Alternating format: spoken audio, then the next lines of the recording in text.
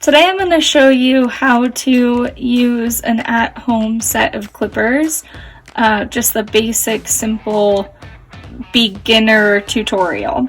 So a wall at-home clipper has this little lever on the side. It's all the way pushed up.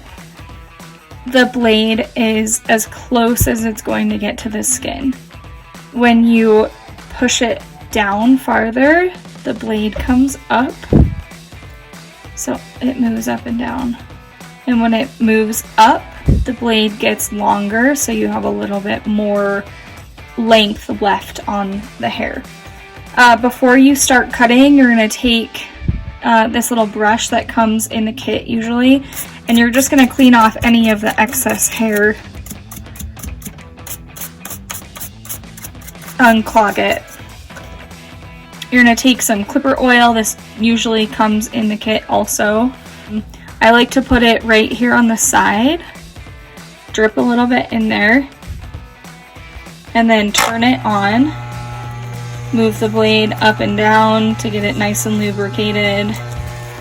Turn it to the other side and drip a little bit more in there.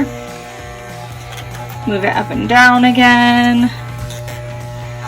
And then last but not least, just right here in the center, those blades are going to move it. Move the oil. Alright, now you're ready to cut. So we're going to take it with the lever pulled towards you. And when you go in to cut, the blade isn't going to be able to cut the skin. It'll just cut the hair. So even if you press into the skin, let's pretend this is the neck, even if you press into it, you're not going to cut. It leaves those little marks because I press pretty hard in there.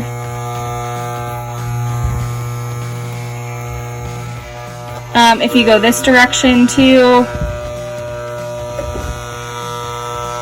it might scrape a little bit depending on how hard you push, but you're not going to be able to cut the skin. So this is perfectly safe for adults, for kids' necks. You can go this direction and pull down.